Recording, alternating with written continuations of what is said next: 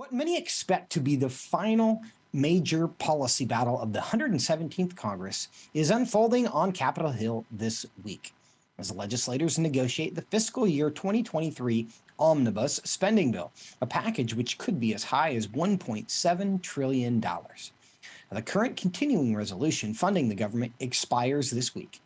Senate Republican leader Mitch McConnell said Thursday is the deadline for any future agreement. So what can we expect in these final days of 2022? Joining me now is Connor Semelsberger, Director of the Federal Affairs for Life and Human Dignity at Family Research Council. Connor, good to see you today. Hey, great to see you, Joseph. Well, the clock is ticking, my friend. Lots of chatter about an omnibus bill. Let's start at the beginning and make sure people can follow our conversation. What in the world is an omnibus bill? Omnibus, omni meaning all-encompassing. So this is a bill that instead of how Congress is meant to work throughout the year, pass their spending bills. There's 12 specific bills that they need to pass each year individually. Those individual bills going to the president's desks. Instead of that happening, they wait till the end of the year, right as that Christmas deadline's coming up and all the staff and members want to get home, and they package the 12 annual spending bills together, and some other goodies are usually tacked on there as well into one big bill that's usually thousands of pages. Members have less than a day or two to read it, pass it through, and send it to the president's desk. So that's what this omnibus bill is that we're talking about, a massive piece of legislation that goes from everything from funding the government to could be reauthorizing new and existing programs. So, Connor, you say that this omnibus is a combination of 12 individual bills, which in a better world would be considered and negotiated and amended them individually. How far back do we have to go in history to a time when Congress was functioning a bit better than it is today, when they would have considered each of these bills on their own, considered them on their own merits, so that the public could see what they are and these could be debated by the people they've elected? Yeah, we have to go quite a ways back. But in my 5 years here doing this, the committees will begin in the summer, a little bit late, but they'll do each one of these bills, move them through committee, have amendments, start with a baseline bill that members can weigh in, both parties. But usually that process only happens in the House. This Congress was sort of setting a record in that the U.S. Senate has not moved a single individual appropriations bill through the Senate committee in the last 2 years. So this is unprecedented stuff, Joseph, but really it goes back to the eras of the Obama years where the Republicans had a unified House and Senate and would actually work these bills through from each chamber. But recent precedent is just waiting until the last minute and throwing it all together rather than actually letting the public and even the members themselves who are here to represent us in Congress having their fair say in what government funds. So we have 12 individual bills, which are no longer 12 individual bills. This omnibus bill, which Mitch McConnell has said there's a deadline for Thursday to get it passed, my understanding that as of this moment, it hasn't even been released yet. So people haven't seen it. There's speculation that this bill could be 4,000 pages or more, which makes it virtually impossible, it seems, that anyone who's going to vote on it would even have the time to read the thing before these votes. Is that a fair assessment of what we're looking at?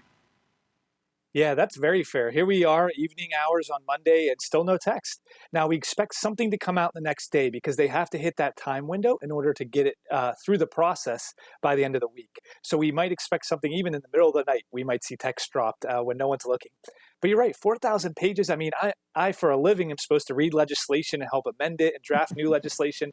And even then, there's so much intricacies, programs referencing other programs and definitions referring to old definitions. So this is not just like reading a novel or a new, even a textbook. This is some complex legislative type of material that takes really technical staff work to even read through these things. And to do it on such a short turnaround, it's so easy for members and staff to miss what's really in this bill. It's almost impossible to know totally what these members are voting for when they actually get to vote on this. So, Connor, when you understand what's actually happening here, it seems that the very obvious response to this is no. That members of Congress say, this is not what people elected us to do. We shouldn't be voting on legislation we haven't read. We shouldn't spend $1.7 trillion if we have no idea what we're spending it on, which it appears is the reality. So in a political environment, why aren't the members of Congress just saying, no, we can't do this to people? Yeah, you would think exactly that, right? The American people and even our legislature would benefit better if we actually went through a regular process. no votes on this, and let's just reset the stage and get back to a normal process. Everybody votes no. We'll pick up the pieces next Congress. You would think that's where they head. But to just give some insights, once this precedent started to get established, the members that worked through the process this way sort of started to see some advantages. We don't actually have to deal with all the public pressure and, the outside groups always constantly weighing in on this. We can just kind of write our own bills with no one really seeing anything that's going on. We know what's in there. We know what kind of earmarks or pork barrel projects we can now add in there. So there's actually incentive to really wait till the end of time, not give the public perception of what's going on here. So actually these little goodies, whether it's a little bill that you never had a chance to pass regularly, you can sort of tack on there, or there's some funding you really were waiting for in your project for years and years, and you didn't have to weigh in with other outside groups or other members to get it in. You could just work through this sort of shadowy process. So on the whole, it's a bad process, but some members have found some advantages to pushing it off this long. And really what it does is usually line those big money interests rather than the average American. And it seems like that's a bipartisan sentiment, because certainly in the Senate, the Democrats could stop this, or the Republicans, rather, who are the minority. They could stop this if they wanted to, because this is going to require 60 votes just to get to the floor for a vote. So if Republicans were really bothered by this process, they could stop this from happening. Is that not correct? But Mitch McConnell just seems to want this to happen? Yeah, that is right. There's only needs to have 41 Republican no votes for this thing to be stopped. And clearly, at least at this point, there aren't those 41 no votes. But to just give some insights, too, on where we've evolved, like you said, going back to past precedent, there was a year where we banned earmarks, or these pork barrel projects that we talked about. Republicans were adamant about that during the Obama years. But here we are again, Republicans voting on their new rules package for next year. And guess what? They want earmarks back again. They started to do it this year with some Democrat support. And so it's hard for the Senate to be saying no when even Republicans say, hey, we like these earmarks. They help our home districts, help me get my pet projects. And so when they have an incentive there, it looks like they're all on board now. Well, Connor, you talk about these earmarks, and you also hinted at the fact that the language here in this omnibus bill could be released in the middle of the night, 2 or 3 in the morning, which frankly seems like it would be appropriate given what's about to happen. But do you have any insight into what you expect the details of this bill to be? Yeah, so we do. We have some tells on just some news reports coming out. So it's hard to know what's going to be in those 12 bills, that are 12 appropriations bills. But we're intently looking at are those appropriations riders, those Hyde amendments, things that protect our taxpayer funds from funding abortion, are those still intact? The signal is that they will be, but we're never sure, so we always want to check. But if a deal's even gotten this far, usually that means Republicans have settled a deal that those are going to be included. So that's what we're looking for. But what we've really been trying to stop, our efforts here at FRC and our allies in D.C., is to stop some extraneous bills that we've been fighting, frankly, for the last 2 years from being tacked on. One being the safe banking bill that's really supposed to open the floodgates for the marijuana industry to continue to promote an illicit drug. Thankfully, we're hearing that that's not in this package. Thankfully, we've been fighting against that for a while. And even just within the last hour, we're hoping that this pregnant workers fairness bill that, again, has a really good intent to help pregnant women in the workplace have clear accommodations, but really is riddled with abortion mandates that this Biden administration would love to use against religious employers like FRC. And so we think that's actually been stopped from being added in the package as well. So we're keeping our eyes out, but it looks like a lot of the extraneous bills may have been left off, but that usually leaves a couple surprises left in the spending part of the bill. Well, Connor, I want to get into one other specific policy debate within the larger omnibus bill debate, and that is the child tax credit, because the child tax credit, there was some concern that it would not be included in this. Recently, Tony, who was on the show and, of course, is the host of the program, he signed on a letter that is now public encouraging Congress to keep and put the child tax credit into this omnibus bill. Why is that a good thing that we should be supporting? Yeah, just real quick here. FRC has had a long history with the child tax credit, helping to get it passed back in the mid-'90s with actually bipartisan support. President Bill Clinton signed it into law with a Republican House and Newt Gingrich there. And really, it's just simple. It says, hey, American families are working hard. They're raising the next generation up to be productive citizens of society, churchgoers, all those things you want. Family is essential for. And so the government says it's actually a small government proposal. It says we, the government, are just going to take less from you in taxes because you're doing a social good by building up a family and creating strong families for our society. So that's been in place since the mid-90s. And why this was a sticking point this go around with negotiations is there was a 1-year expansion of this credit under the Biden administration last year. So we're talking the 2021 tax year. It was a massive increase from the current level of $2,000 up to $3,600. So pretty almost doubling, but it had some bad policies in it that sort of made the child tax credit farther away from what it's supposed to do. It took away some work requirements that had been in there for years, and it even allowed non-citizens to apply for it. So that expired. But why there's a big negotiation right now is instead of going back to the default, which is the 2,000 threshold, Republicans and Democrats were trying to work together to see if we can increase it, but keep that means testing, those work requirements that, again, both parties had always supported for years and years. So that's the negotiations that's playing out. But just good to know for taxpayers back home that have families that rely on this year to year, it's not going away. The Tax Cuts and Jobs Act that the Republicans passed in 2017 locked it in for, I think, a 10-year span at that $2,000 level. So that's what's in place, but they were hoping to get a better package together, which could actually increase it, which is what Tony and others advocated for, bringing that up to a $3,000 threshold to really help families at a time when inflation is just kicking families' pocketbooks right in the pants, and it doesn't look like it's easing up anytime soon. So they thought now the 3,000 is a good threshold to move it to, if not even more, but at least a minimum of increasing it up an additional $1,000. Now, Connor, you mentioned there the bipartisan support for the child tax credit.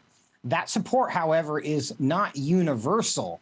Incoming Democratic leader Hakeem Jeffries, and he's replacing Nancy Pelosi. He will not be the Speaker of the House because the Democrats will be the minority in the next Congress, but he will be the Democrat leader replacing Nancy Pelosi. Here's something that he had to say recently about the child tax credit. Let's play clip 5. The extreme MAGA Republicans on the other side of the aisle would rather use the tax code to benefit the wealthy, the well-off, and the well-connected. That's what they did when they passed the GOP tax scam, where 83% of the benefits went to the wealthiest 1%.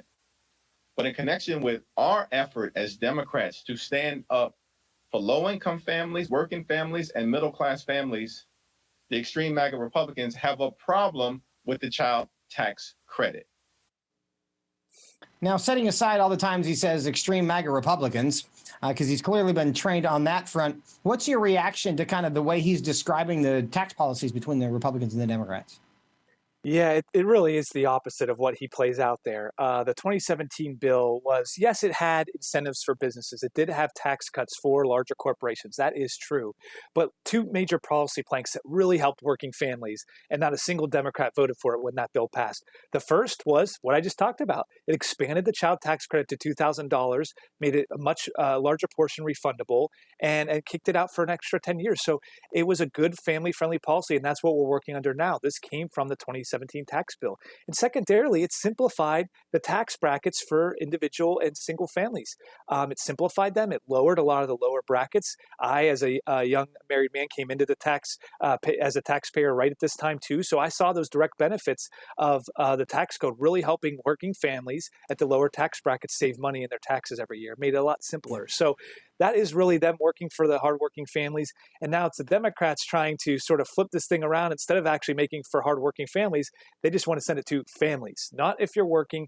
And I have to tell you, Joseph, the work requirements in the child tax credit are so minimal. I think it's something as simple as it requires you to make at least $12,000 a year, which is frankly just a minimum wage job with less than part-time each week. So it's really just to show that work has value and dignity, as we know, as a biblical worldview tells us, and that's reflected in the child tax credit.